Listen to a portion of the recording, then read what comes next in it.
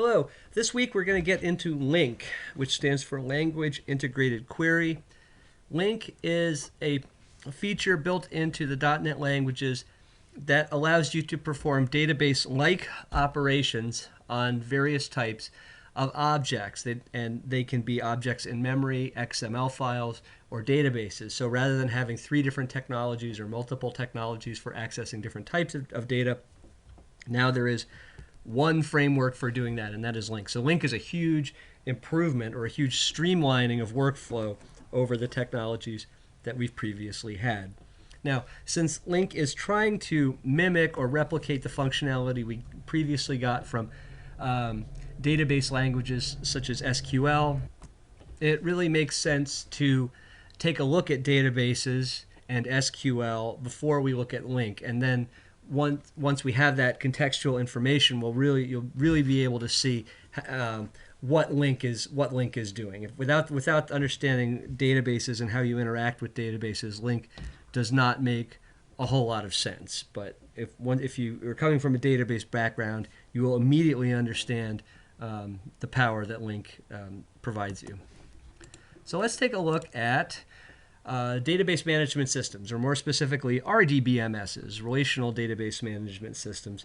These are very complicated software packages which act as the storage for the data that we as programmers want to interact with. So in a relational database system, the data is broken up into tables, and this is done to minimize duplication. There are new database structures that don't use SQL and don't rely on tables, but that's not what we're talking about here. So our data is broken up into tables, and those tables have relationships to other tables. That's why it's a relational database.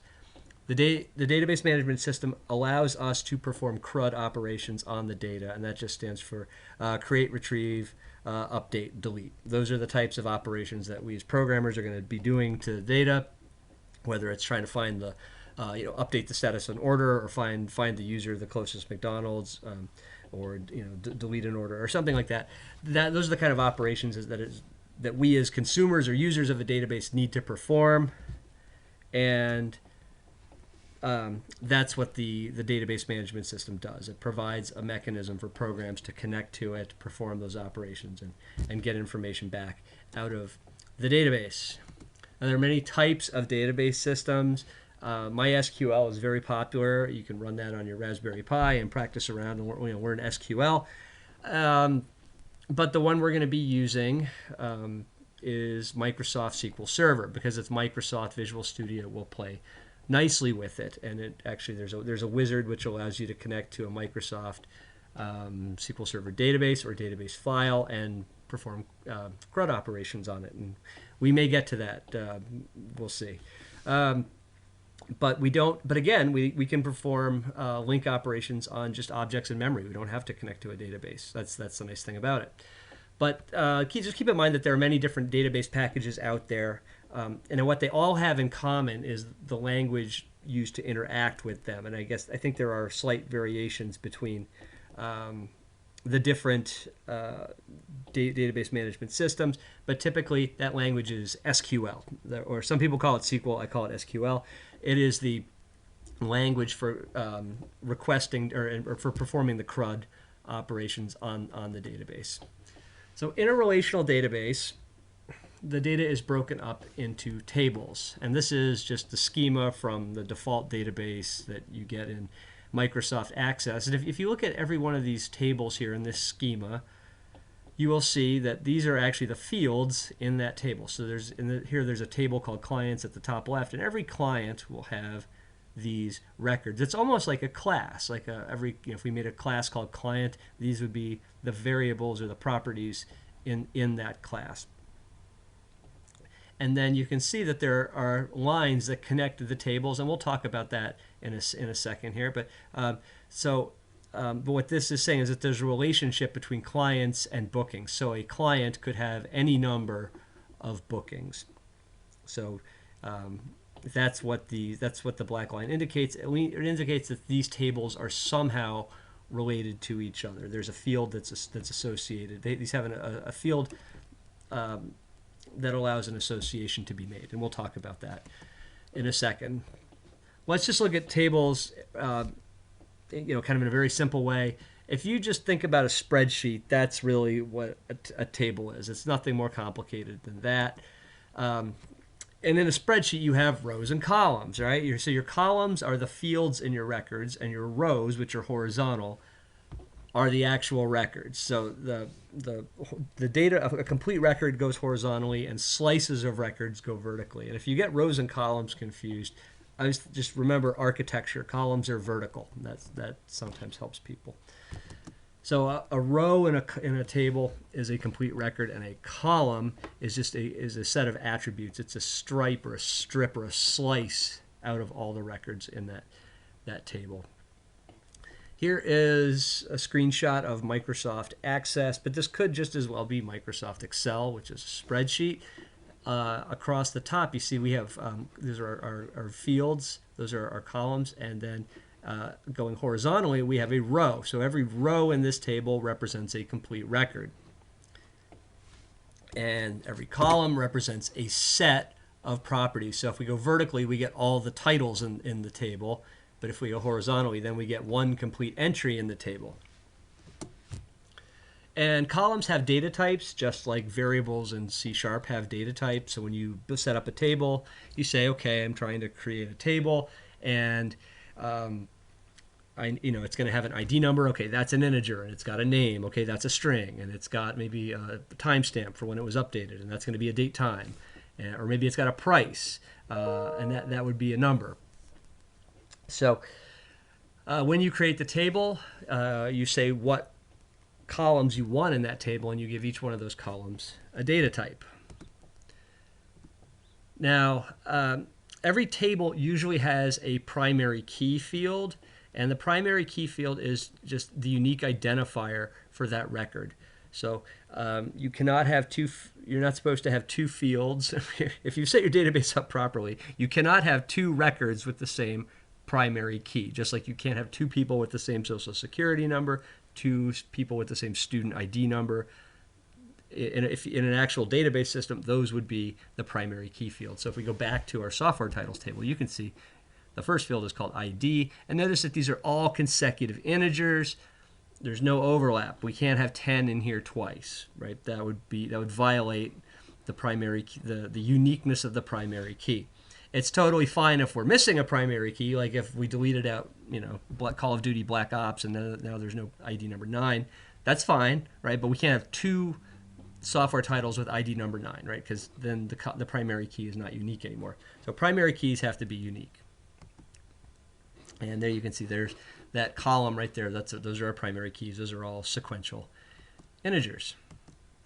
Okay, so now let's talk about foreign keys. So remember that this is a relational database system where our data is all chopped up into kind of separate pieces.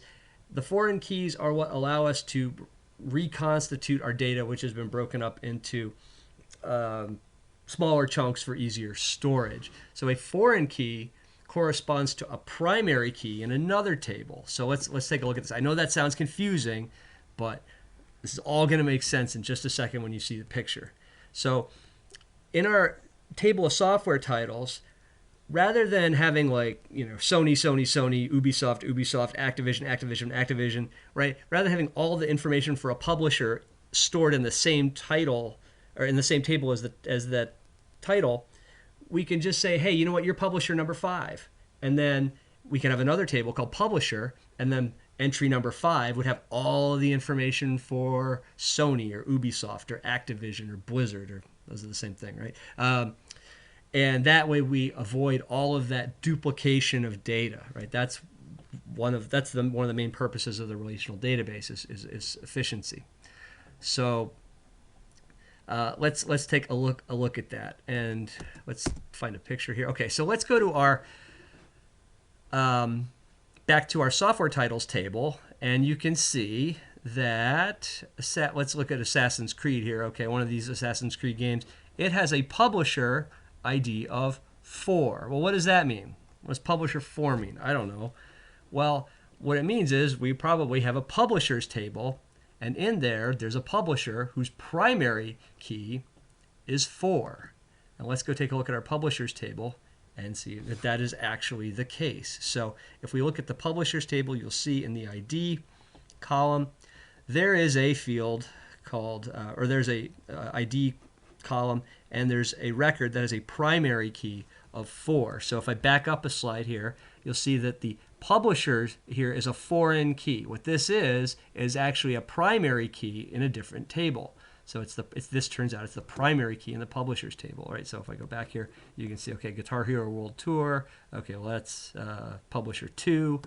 Who's publisher 2? That's Activision Blizzard, right? Here's Call of Duty Ghosts or Mario Kart. No, wait, those are Call of Duty Ghosts. Who's that? Okay, that's publisher 1, which is Electronic Arts. I don't know if that's true or not. Maybe this information is not correct, but that's how the primary or the foreign keys work. So the publisher field here is a foreign key, which means it's actually a primary key in another table. So Smash Brothers here has publisher ID 5, and then if we went to our